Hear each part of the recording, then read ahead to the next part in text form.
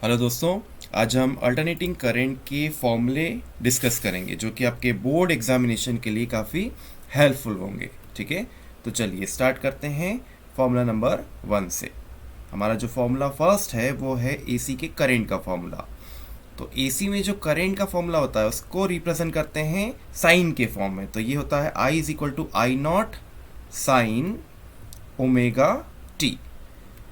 आई not क्या है? तो peak value of A C होता है। पीक मतलब maximum value of A C. अच्छा, ओमेगा की जगह also we can write 2 pi F. तो ये हो जाएगा I not sine 2 pi F. 2 pi F, omega की जगह हमने 2 पाई एफ रखा इंटू टी।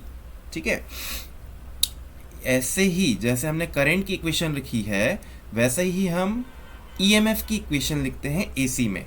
ठीक है, तो E इज इक्वल टू हो जाएगा ई नॉट, ये हो जाएगा आपका साइन ओमेगा टी, और वही ओमेगा की जगह हम क्या लिख देंगे 2 पाई एफ। तो ये हो जाएगा E not sine 2 pi F into T.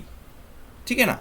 चलिए, अब हम एसी के एवरेज करंट की अगर बात कर लें तो एसी का जो एवरेज करंट का वैल्यू होता है वो होता है 0.637 आई नॉट। आई नॉट क्या है? फिर से peak value of AC, peak current of AC, AC का मैक्सिमम करंट आई नॉट। अगर हम एसी के आरएमएस वैल्यू की बात कर लें तो ये होता है 0.707 आई नॉट। ठीक है ना, आई नॉट फिर से पीक वैल्यू। ये दोनों फॉर्मूले ईएमएफ के लिए भी वैलिड रहेंगे। तो E average is equal to 0.637 E not और E R M S is equal to 0.707 E not हो जाएगा। चलिए नेक्स्ट फॉर्मूले की बात करें तो I R M S is equal to हम लिख सकते हैं आई नॉट बाय √2। ठीक है, इसका वैल्यू आप डायरेक्टली फॉर्मूला बेस्ड क्वेश्चंस में कर सकते हैं। जैसे आई नॉट का वैल्यू गिवन रहेगा तो आप आई आर एम एस निकाल सकते हो, और आई आर एम एस का वैल्यू गिवन रहे तो आप आई नॉट का वैल्यू निकाल सकते हैं। नेक्स्ट फॉर्मूला की अगर हम बात करें तो रिएक्टेंस ऑफ एसी। एसी में दो टाइप के रिएक्टेंस होते हैं। अच्छा, रिएक्टेंस क्या होता है? रजिस्टर। रिएक्टेंस एक तरह से रजिस्टर का काम करेगा। ठीक है, तो अगर इंडक्टर का रजिस्टर है तो उसको XL बोलते हैं रिएक्टेंस। ठीक है, और इसका वैल्यू होता है ओमेगा एल। फिर से ओमेगा को हम क्या लिख सकते हैं 2 पाई एफ। तो ये हो जाएगा 2 पाई एफ एल। और अगर एसी में कैपेसिटर है तो कैपेसिटर रिएक्टेंस का फॉर्मूला हो जाएगा 1/ओमेगा C, और इसका फॉर्मूला क्या हो जाएगा? तो 1/ओमेगा की जगह हमने लिखा 2 पाई एफ C। ठीक है, ये दोनों वैल्यूज क्या है? रिएक्टेंस की वैल्यू है एसी के। रिएक्टेंस क्या होता है? तो एक तरह से रेजिस्टेंस होता है।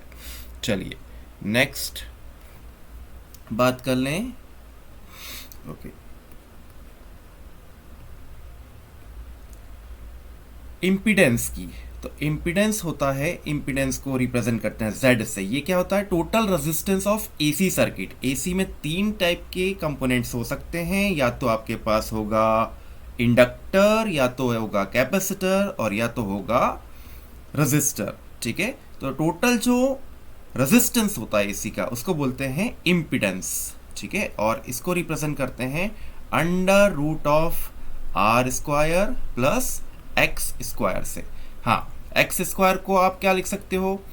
एक्स की जगह आप लिख सकते हो XL माइनस XC का होल स्क्वायर। ठीक है, तो एक्स स्क्वायर की जगह क्या आ जाएगा? XL माइनस XC का होल स्क्वायर। चलिए, अगर हम फेस एंगल की बात करें एसी में तो ये होता है tan phi is equal to आपका आ जाएगा x/r। x की जगह अगेन हम क्या लिख सकते हैं? XL minus XC/r। चलिए, अगर रेजोनेंस फ्रीक्वेंसी की बात करें, एसी की रेजोनेंस फ्रीक्वेंसी का फॉर्मूला होता है 1/2π√LC।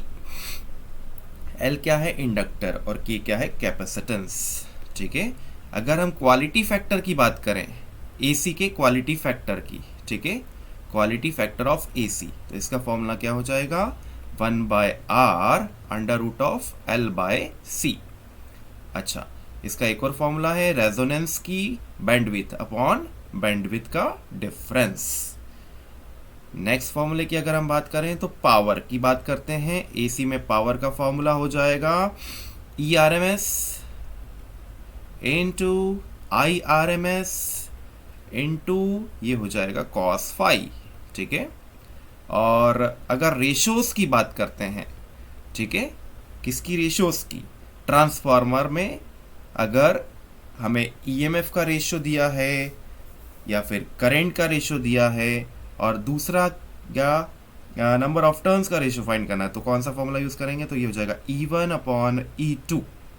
EMF का ratio is equal to N1 upon N2, ये नंबर ऑफ टर्न्स का रेशो, ठीक है, कितने नंबर ऑफ टर्न्स हैं क्वाइल के, is equal to I2 upon I1, ये करेंट का रेशो।